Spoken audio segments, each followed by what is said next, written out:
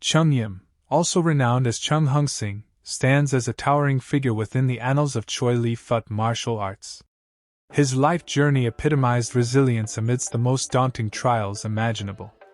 Emerging as one of the foremost disciples under the tutelage of Chan Hearn, Cheung Yim not only mastered the intricacies of Choy Li Fut but also played a pivotal role in its evolution. His profound understanding and skill led to the establishment of the Hung Victory/Great Victory School, which burgeoned into the largest kung fu institution in southern China, marking a significant chapter in the legacy of Choy Li Fut. Beyond his martial prowess, Cheung Yim was driven by an unwavering passion for his homeland, embodying the spirit of a fervent revolutionary. His commitment extended to his affiliation as a high-ranking Red Pole within the Hung Moon's secret society, where he played a crucial role in its operations. Throughout his life, Cheung Yim remained an indomitable force in combat, his undefeated status a testament to his unparalleled skill and tenacity. In essence, Cheung Yim's legacy transcends mere martial prowess. It embodies the spirit of resilience, innovation, and unwavering dedication to both his art and his homeland. His contributions reverberate through the corridors of history, leaving an indelible mark on the fabric of Chinese martial arts and the revolutionary fervor of his era.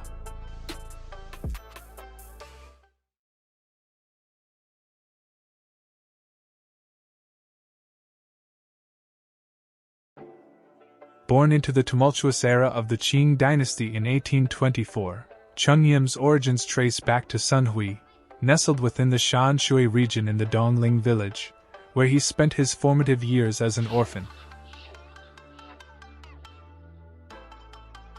The shadows of tragedy loomed over his childhood, with the untimely demise of his parents, purportedly executed during his early years. Left under the guardianship of his uncle, Cheung Quan, young Cheung Yim found solace amidst uncertainty. In the intricate tapestry of fate, Cheung Yim's journey intersected with the martial world when he embarked on his initial foray into the Li Gar system under the tutelage of Li Yao San, as recounted by Qian Wei Fang, a grand student and custodian of Cheung Yim's legacy. Yet, adversity continued to test Cheung Yim's resilience. As his uncle, embarking on a new chapter in life, grappled with the responsibility of caring for his nephew, he found himself at a crossroads. Recognizing Cheung Yim's deep-rooted passion for martial arts, Cheung Quan sought aid from his friend, Chan Hearn, a revered martial arts instructor, living in a Qing Mui village. Cheung Quan felt he had no other choice but to have faith that his friend would come to his aid.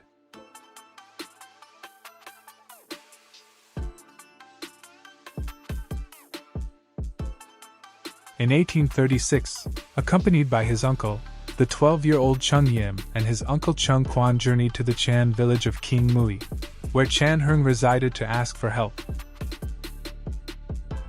Faced with the intricacies of village protocol, which restricted aid to those not bearing the Chan surname, Chan Hearn initially hesitated to extend his assistance. However, Cheung Quan's fervent pleas and unwavering determination swayed Chan Hearn's resolve. Despite the constraints, Chan Hearn welcomed Cheung Yim into his fold, albeit in a role different from what was initially sought. Grateful for his friend's intervention, Cheung Quan bid farewell, leaving his nephew in the capable hands of Chan Hearn, as Cheung Yim embarked on a new chapter of his life under the guidance of a martial arts master. As fate continued to test young Cheung Yim's resolve, another obstacle loomed on his path to martial mastery. His status as an outsider barred him from formal instruction in the esteemed Choy Li Fut system. Undeterred by the prohibitions, Cheung Yim's passion for kung fu burned brightly. Amidst his daily chores, he found solace in clandestine observation, stealing glimpses of Chan Hearn's teachings to his privileged students. Under the veil of night, when silence enveloped the village, Cheung Yim surreptitiously practiced the techniques he had absorbed. It was during one such nocturnal session that fate intervened, as Chan Hearn stumbled upon the young aspirant engrossed in the intricate movements of Choy Li Fut, a skill not formally bestowed upon him. Astonished by the proficiency displayed by Cheung Yim, Chan Hearn recognized the raw potential simmering beneath the surface. Like a master artisan discerning a precious gem amidst unpolished stone, Chan Hung saw in Cheung Yim the promise of greatness. Approaching the young prodigy, Chan Hung demanded an explanation for Cheung Yim's clandestine acquisition of Choy Li Fut knowledge. In a display of honesty and humility, Cheung Yim confessed to his covert studies. Impressed by the sincerity and dedication of his pupil, Chan Hung resolved to nurture Cheung Yim's talent through private instruction. However, the tranquility of Cheung Yim's training was shattered when hostility brewed among Chan Hung's other disciples, resentful of the outsider's swift progress. In a moment of confrontation, pushed beyond the limits of tolerance, Cheung Yim found himself forced to defend his honor, inadvertently injuring his fellow students. As news of the altercation reached Chan Hung, the venerable master found himself ensnared in a precarious predicament. Pressured by the aggrieved parents of the injured disciples, he faced a daunting decision. Recognizing Cheung Yim's advanced skill yet acknowledging his need for further refinement, Chan Hung resolved to guide his protege towards a new chapter of growth. In a bittersweet farewell, Chan Hung imparted upon Cheung Yim a path forward, directing him towards the rugged terrain of the Pak Pai Mountains, where a reclusive Shaolin monk by the name of Qing held sway. Embracing the wisdom of his mentor, Cheung Yim bid adieu to the village that had shaped him, embarking on a journey fueled by gratitude and determination, guided by the legacy of Chan Hung's teachings.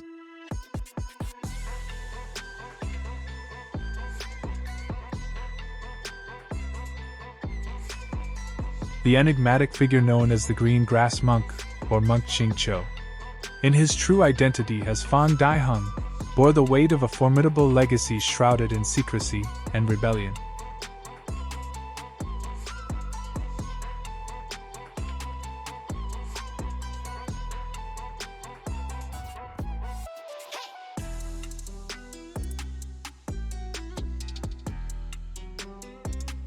Branded a wanted fugitive by the oppressive grip of the Qing Empire, his transgression stemmed from his pivotal role as one of the founders of the clandestine Hung Moon secret society, and his fervent involvement in the Fan Qing Fu Ming movement, dedicated to overthrowing the Qing and restoring the Ming Dynasty.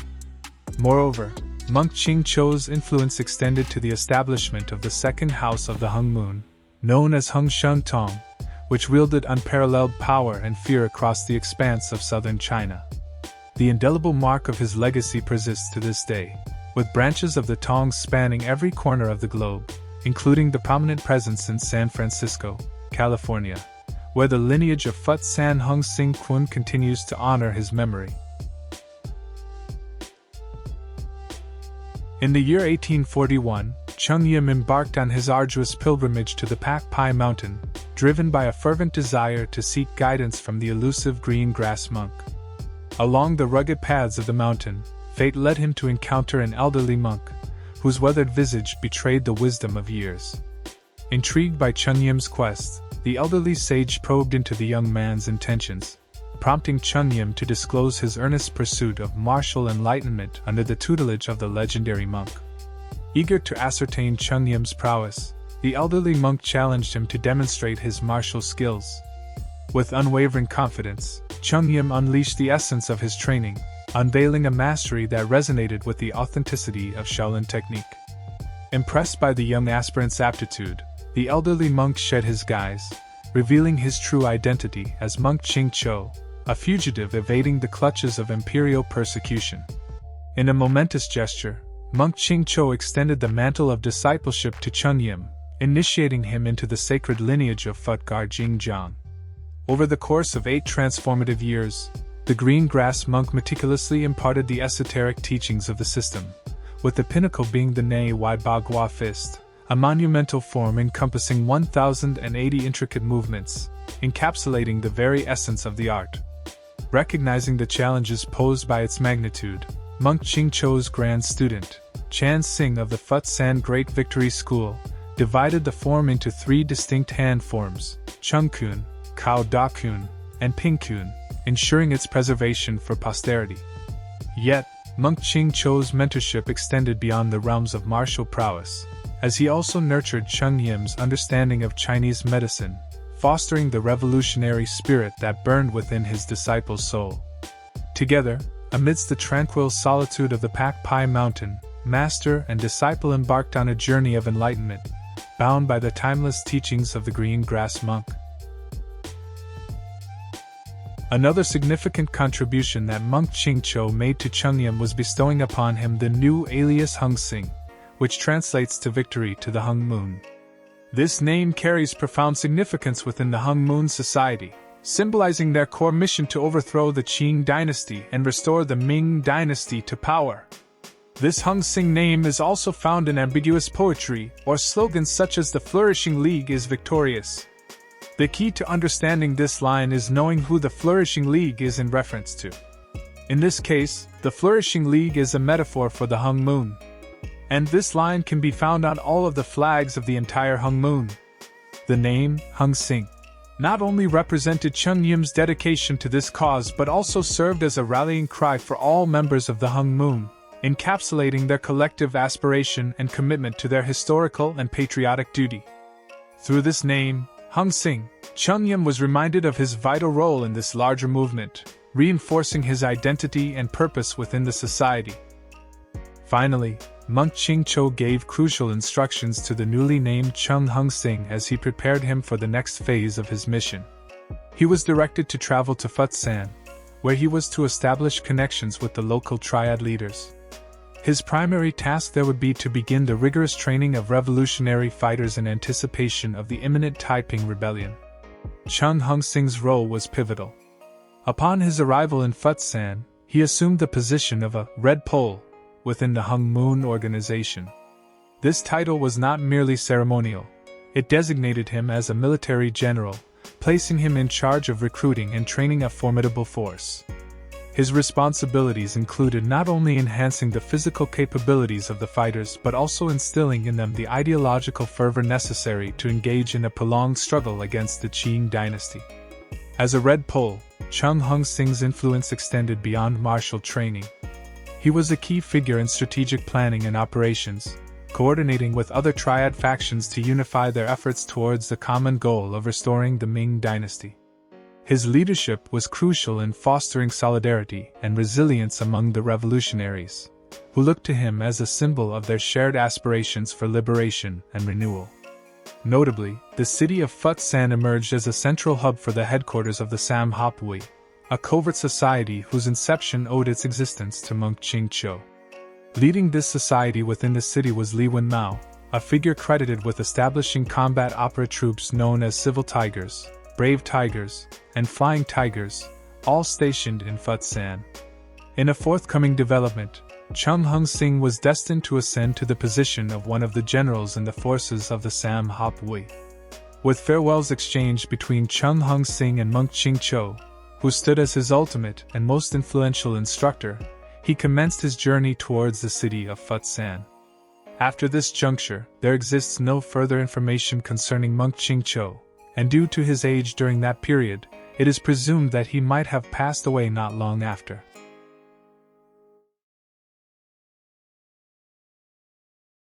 Upon arriving in Phut San, Cheung Hung Sing embarked on the fulfillment of his commitments to the monk. His purpose was to establish contact with the leaders of the secret society, bearing the intent of training their revolutionary combatants for the impending Taiping Rebellion. Significantly, the entirety of Phut San was on the brink of engaging in one of the most renowned and bloodiest uprisings in the annals of China's history. The subsequent task facing Cheung Hung Sing was to establish contact with Liang Zhan, a proficient practitioner of the Wing Chun system and the present leader within the martial arts community situated in the city of Phut San.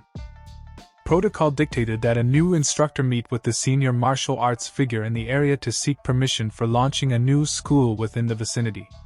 Regrettably, circumstances did not unfold according to the plan for Cheung Hung Sing.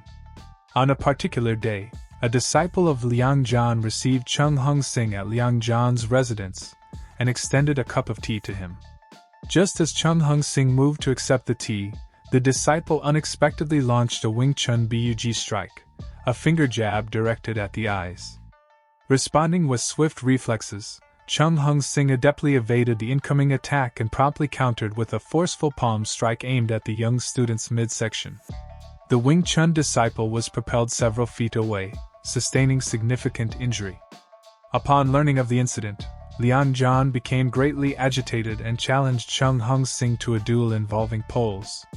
This challenge unfolded behind closed doors, devoid of witnesses. While the conclusive outcome of this duel remains obscured by the passage of time, the crux of the matter is that Liang Zhan granted his approval to Cheung Hung Sing, allowing him to establish his own school within the city of Fut San. The political climate in Fut San was on shaky ground. Fut San citizens were faced with the choice of supporting the Taiping movement, or face being conscripted into the Qing army to fight the rebels. More than 75% of the male population in southern China supported the Hung Moon and their cause. In 1849, at the express behest of the Green Grass monk, Cheung Hung Sing opened the first Hung Victory School in the city of Fut San, China, teaching the Fut Gar Jingjiang system handed down to him by the Green Grass monk. Many of the members of Fut San's triad community joined the Hung Victory School to learn the Fut Gar Jingjiang system. The numbers of students rose ever so quickly until there were numerous Hung Victory schools spread out all across Fut San. Understanding that their lives were now in danger, the students of the Hung Victory School trained diligently every single day in preparation to put their lives on the line for the good of their country. Then, in 1851, in perfect timing with the launching of the Taiping Rebellion, Cheung Hung Sing officially became the founder of the first Hung Victory Kung Fu School in the city of Fut San, and what happens next is history in the making.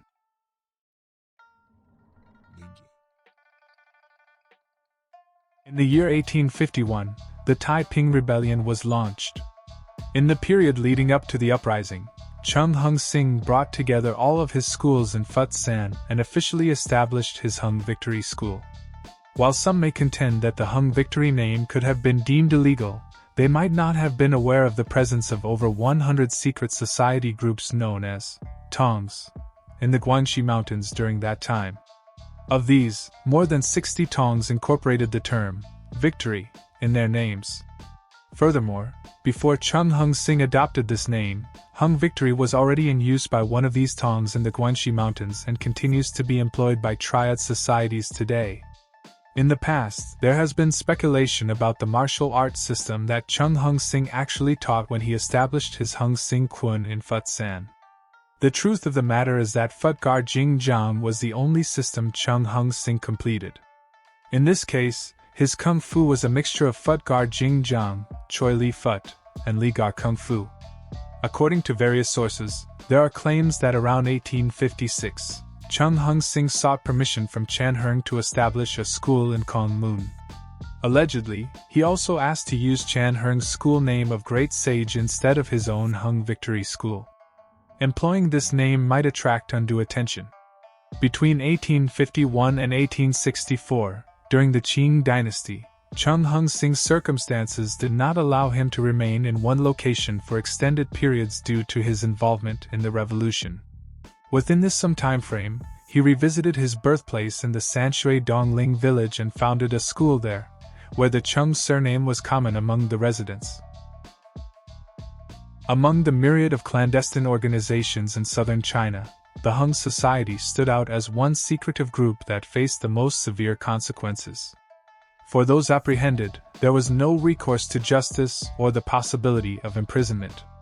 The Qing Empire decreed that even individuals with the faintest suspicion of affiliations with the Hung Society were to be summarily executed by decapitation on the spot. Consequently, for anyone with even the remotest connection, maintaining secrecy was of utmost importance. Indeed, it was an essential strategy for survival. Due to their involvement in the Taiping Rebellion, Cheung Hung Sing and his students found themselves at the top of the government's most wanted list, labeled as criminals. This is the primary reason behind the absence of tangible records written by Cheung Hung Sing and the initial 2 generations of disciples. Faced with the imminent threat of decapitation, Cheung Hung Sing and his students could ill afford to be found in possession of literature that could lead to their demise. Moreover, the exigencies of their circumstances left them little time for documentation, as they were continually on the move to evade capture.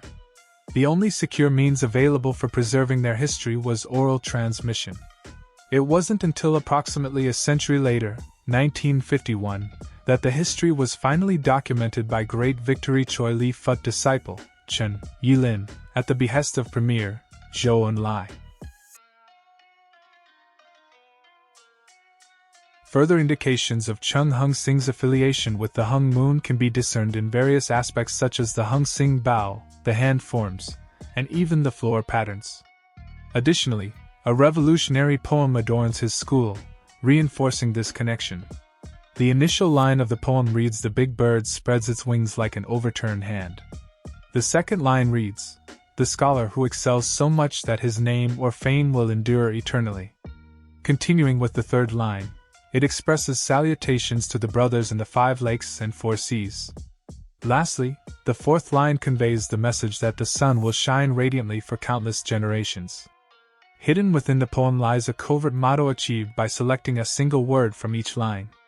These 4 chosen words are Fan, Qing, Fu, Ming, collectively conveying the directive overthrow the Qing and restore the Ming. The pivotal aspiration of the Hung Moon's secret society was to overthrow the corrupt Qing Empire.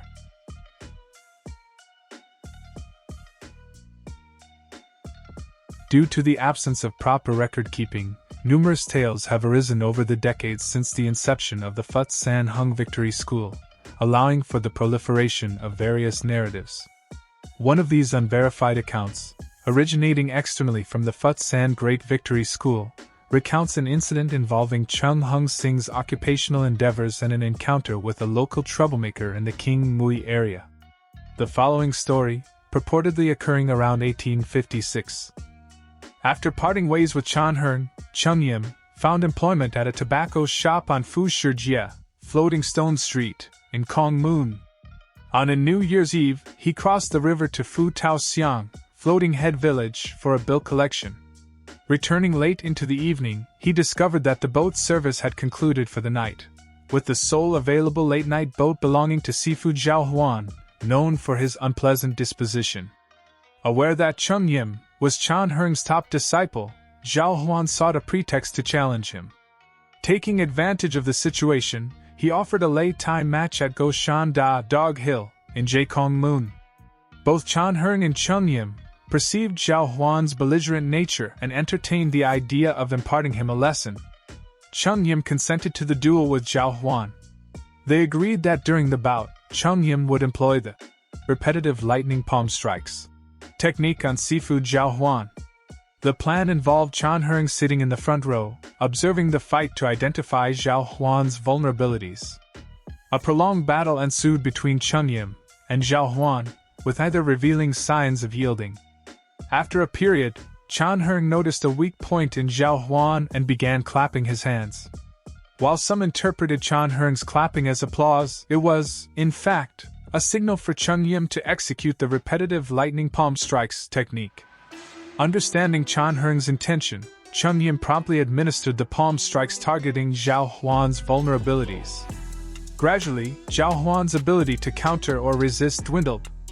Ultimately, Chung Yim's palm penetrated Gao's abdomen, causing significant injury and incapacitating him. Following the defeat of the antagonist, the spectators rejoiced.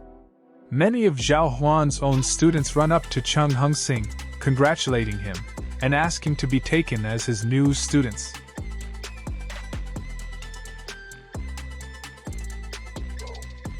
In the wake of the Taiping Revolution's demise, the annals of history as documented by the Chan Hung Memorial Association, they unveil a pivotal chapter in Choy Li Fut's history. In the 3rd year of Tongji, 1864, on the 15th day of the 6th month, Zheng Guofan and his brethren orchestrated the fall of Nanjing, relentlessly hunting down and quelling the vestiges of rebellion. Under the cloak of darkness, Chung Yen embarked on a clandestine voyage by boat to Xinghui village. Accompanied by Chen Hung, seeking sanctuary, they sought refuge with their compatriot Chen Jiantong at the Gold Mountain Villa port in West Point, Hong Kong. The Gold Mountain Villa, once a bustling trading post in Hong Kong, thrived before the shadows of World War II cast their pall. It served as a nexus for the trafficking of Chinese migrant laborers and the import-export trade linking San Francisco, USA, and Xinjiang, Melbourne, Australia. It is here that the misconception of Chan Hung fleeing to San Francisco arises. Indeed, It was the Gold Mountain Villa Port in Hong Kong that provided sanctuary in 1864. Amidst the safety of Hong Kong's embrace, Cheung Hung Sing and his revered mentor, Chan Hearn, reunited to exchange tales of their respective journeys. At this point, Chan Hearn was well aware of Cheung Hung Sing's accomplishments, and now thought of him as a brother. Cheung Hung Sing mentioned that any success would not have been possible if it were not for his taking him in and teaching him as a young child, and thanked Chan Hearn. Intrigued by Cheung Hung Sing's tutelage under monk Ching Cho, Chan Hearn eagerly sought insight into the esoteric knowledge his pupil had acquired. Responding with enthusiasm, Cheung Hung Sing demonstrated the profound depths of the Fut Gar Jing Jiang he had mastered under the tutelage of the monk. Enthralled by the display, Chan Hearn recognized the potential for enrichment within his own Choy Li Fut system, thus sparking a collaborative effort to integrate monk Ching Cho's teachings. Through their joint efforts, they breathed new life into the Choy Li Fut method, infusing it with the essence of Fut Gar Jing Jiang. In recognition of his pivotal role in advancing the system, Cheung Hung Sing would henceforth be hailed as a co-founder of the Choy Li Fut lineage. In light of their geographical separation and the need for discretion, Cheung Hung Sing and Chan Hearn devised a system of covert signals and gestures to identify one another and their respective students in future chance encounters. Among these signals, the tiger claw gesture held particular significance, emblematic of their shared affiliation with the Hung Shun Tong, established by monk Ching Cho. Within the clandestine circles of the Hung Moon Secret Society, the tiger claw gesture served as a confidential, but direct identifier for the monk Ching Cho himself. Thus, its utilization by Cheung Hung Sing and Chan Hearn ensured that their legacy remained shrouded in secrecy, known only to those initiated into their inner circle. In the aftermath of the Taiping Rebellion's quelling, in 1867 a pivotal decision was reached by both Chan Hearn and Cheung Hung Sing to chart separate paths in the development of their martial arts systems. While Chan Hearn opted to return to King Mui, Cheung Hung Sing made his way back to Fut San, intent on re-establishing his school. This is also documented by Chan Hearn in his own archives. Mindful of the looming shadow of scrutiny cast by the Qing Empire, Cheung Hung Sing was resolute in avoiding further unwanted attention. Thus, to maintain a low profile, he undertook the strategic maneuver of renaming his school. Despite his determination to preserve the phonetic essence of the original name, Cheung Hung Sing ingeniously substituted the surname, Hung, with a homonym, retaining its underlying meaning while assuming a different visual form. The new character chosen by Cheung Hung Sing bore striking similarities to the original, Hung surname, with its multifaceted meaning encompassing both swan and great. In the rich tapestry of Chinese symbolism, the swan embodies the concept of longevity, a profound association deeply ingrained in cultural ethos. This choice held particular significance, as longevity served as a covert identifier within the clandestine circles of the green grass monk's tong. Moreover, both the original and the new characters for Hung shared the distinctive three strokes, on the left side, constituting the water radical in the Chinese lexicon. However, within the clandestine sphere of the secret society, these strokes assumed a deeper significance, symbolizing the trinity of heaven, earth, and man. It is a tribute paid by all schools affiliated with the secret society, a nod to their shared heritage and ethos. For Cheung Hung Sing, these three strokes found their embodiment in the Great Victory Salute, a sacred gesture woven into the fabric of his system's hand forms, serving as a silent homage to his lineage and the profound teachings imparted by monk Ching Cho. In the new Hung Sing name, Cheung Hung Sing also retained the term, victory, or Sing, and left it unchanged. This term holds profound significance within China's clandestine societies. During the Qing Dynasty, for instance, the term Sing was embraced by 60 out of 100 Tongs in the Guangxi Mountains. There even existed a Hung Sing Tong, Hung Victory Tong within the Triad Society.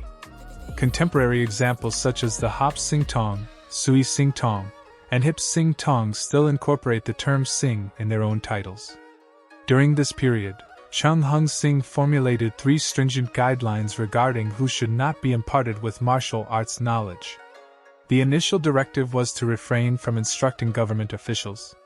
The second principle entailed avoiding the teaching of tyrants. The third edict was to abstain from teaching individuals with villainous inclinations. Adhering to these rules would ensure the positive reputation of Cheung Hung Sing's school within the community.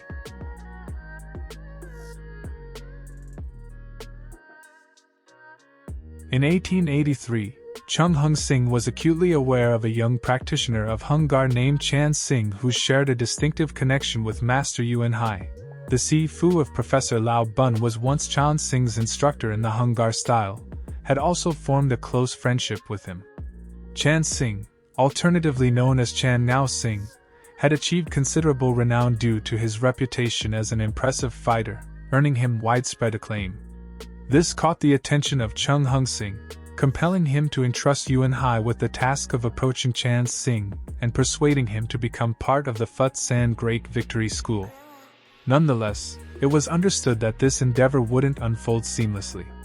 According to records from the Fut San Great Victory School, it was Master Yuan Hai who initiated the contact with Chan Sing and attempted to persuade him to visit Cheung Hung Sing. Yet, this task was far from simple. Chan Sing possessed a strong-willed nature and believed that Cheung Hung Sing, due to his advanced age, had little to offer him. At the time, Cheung Hung Sing was approximately 60 years old, while Chan Sing was around 19 years old.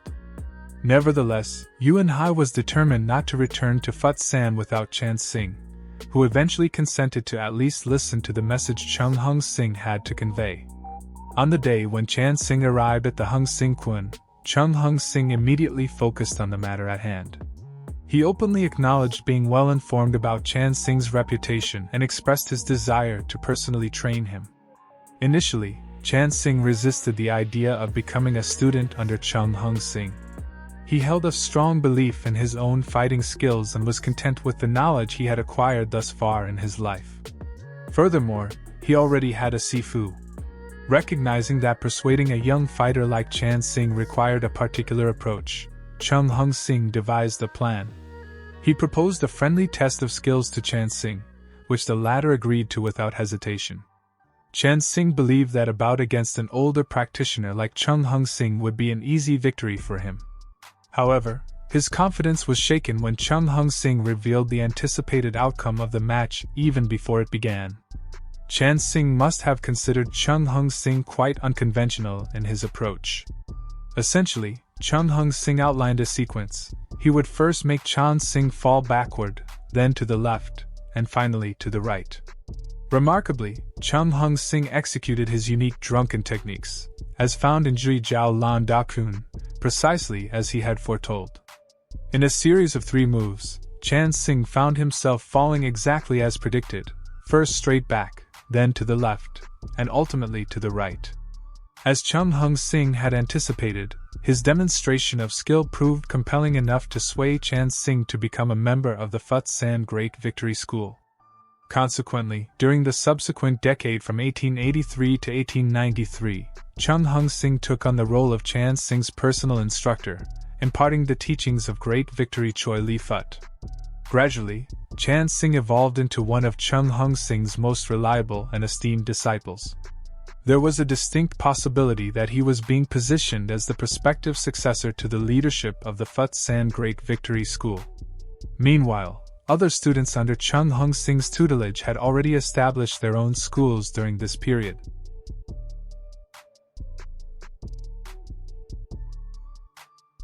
Meanwhile, Cheung Hung Sing continued to embrace challenge matches, even as he entered his 60s. It is claimed that Cheung Hung Sing remained undefeated throughout his career in these matches. However, nearing the end of his life, he encountered his first defeat through a single decisive move. It's believed to have been the final match of Cheung Hung Sing's life, marking his first defeat. For someone of Cheung Hung Sing's stature, this setback might not have been overly concerning, given his remarkable track record until then. Nevertheless, his loss left a sense of unease within Chan Sing. Chan Sing was greatly disturbed by his teacher's single-stroke defeat, and his emotions overwhelmed him. He wasn't prepared to come to terms with this outcome easily. Driven by his frustration, he embarked on a mission to locate and confront the master responsible for Cheung Hung Sing's loss. Perhaps Chan Sing believed that he needed to restore the honor of the Great Victory School over his teacher's defeat. So, he tracked down the master who defeated his teacher and challenged him to a match, resulting in the master's demise. Once word got back to Cheung Hung Sing about Chan Sing's actions, Cheung Hung Sing publicly announced him as the successor of the Fut San Great Victory School.